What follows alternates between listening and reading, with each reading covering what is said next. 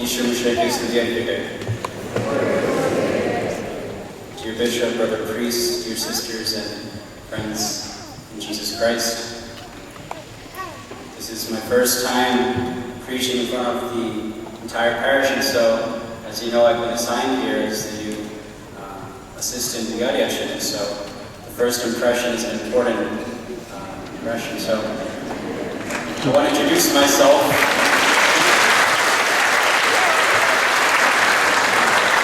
My name is Father Kevin or Kevin Achin, not Monet, not Yoda. Since you can also call me Kochachin if you want, we also already have a Kochachin, you can call me Kunyachin if you want. No problem. But I'm happy to be here, and it is a blessing for me to stand before you preaching on this feast of St. Thomas. And a couple months ago, for the past 7 months, I was in Kerala at Alua Seminary, learning about the Syro-Malabar heritage, our faith. And one day, Paul Chalasrichin came to our seminary, and he wanted to bring us to visit the different St. Thomas churches, right? Who here has been to Kerala before? Raise your hand if you've been to Kerala before. Only a few people. You all were born here, right? Okay. So I'm sure most of you have been to Kerala before. And so I'm going to see how many of you have been to the different churches that I visited. Okay, the first one that we went to was Kodungalur. Who's been to Kodungalur Padi? Right? It's in the Thrissur district, I believe, right? Yeah, good number. Okay.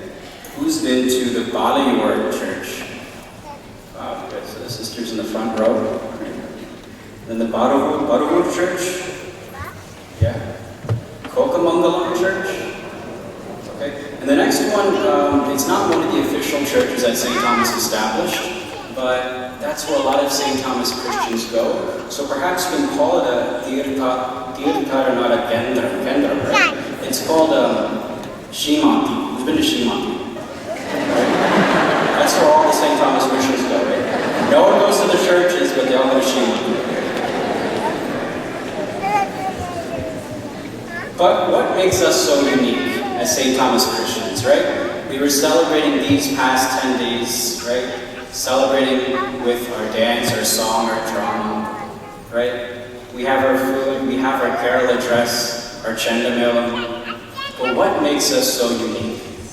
And the answer actually came not from a St. Thomas Christian, but it came from one of my brother seminarians who's from England.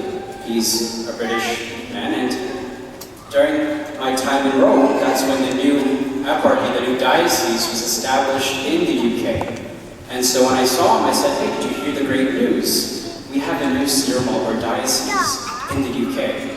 And I thought he was going to be very happy. I thought he was going to rejoice because the church wants to promote the different Eastern rites. But he was saying, you know, we're actually really sad that you guys have a new diocese. We're sad that the St. Thomas Christians from our parishes are now going to different parishes. They have been such a blessing to our parish, being in parish council, serving in different ways as lectors and ministers. And they have such a deep yet simple faith. This was the answer I got from my friend, the seminarian, who explained to me what makes us St. Thomas Christians so unique. And so we, at least, are perceived to be people of faith. We are called to be people of faith, people who, like St. Thomas, have encountered our Lord and our God. Now there's another St. Thomas place in Kerala, Malayachur. Who's been to Malayachur before? Perhaps more. Okay, there they are. And so I have a friend, he was a deacon at the time, now he's an Achin, and he told me to come to Malayachur. You know, it's a place where St. Thomas prayed, and it'd be a good experience for you. So I hear the word Mala, it's probably some hill. And I get there, and it's a mountain, right? It's a mountain, and I'm climbing up this, you know, I survived past the 6th station, and I'm continuing to walk. And in my head, I'm like, St. Thomas, you couldn't have prayed at Fort Kochi or something? It would have been much easier, right? But I'm going to the top, and he told me there's this really wise sannyasi at the top of the mountain, a monk, who's at the top of the mountain, who has long hair, you know, a typical monk.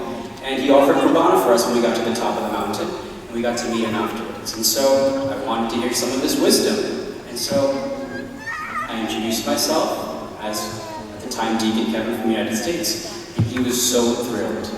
He says, "I love Americans," right? I was like, this man is not wise, he's probably crazy, right? Who says that?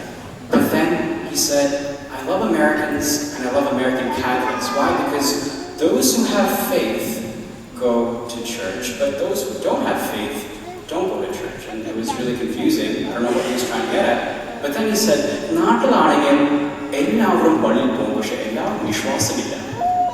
everyone goes to church, but that doesn't necessarily mean that everyone has faith. Sometimes we're pressured into going to church. Sometimes we're pressured into coming to retreats and everything because we experience that feeling of not coming and people or saying things and things like that. And so perhaps there are people here in this church who don't have faith. Of course, we're perceived by the world, St. Thomas Christians, people of deep faith, but perhaps there are people here who don't have faith. And that's fine, because I'm here because I need a job, and so we can work together, right? And so we can work on that.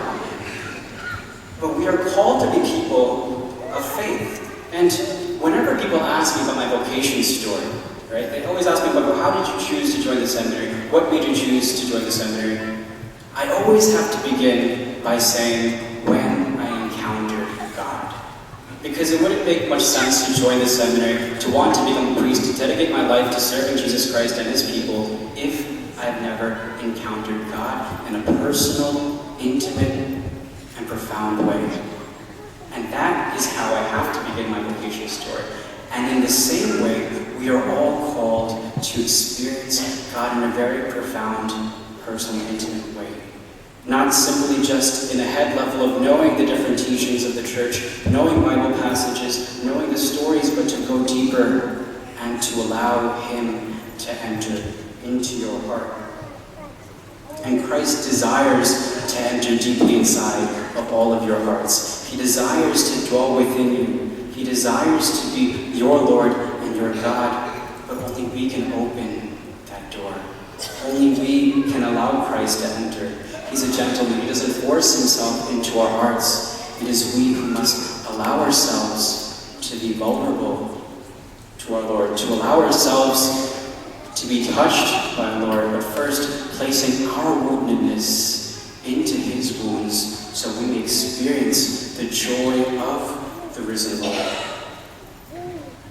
And sometimes when we think about this experience of St. Thomas, we think, oh wow, he was so blessed to be able to see Jesus there, the risen, glorified Lord, and then put his hands into his wounds. How blessed was he? But dear friends in Jesus Christ, I want to remind you that every time we gather here for the Holy Qurbana, every time we come for the Holy Mass, whenever we receive the Eucharist, that is an encounter with the living God. That is when we receive the glorified flesh of Jesus Christ dwelling in our hearts. That, my dear friends, is that same encounter.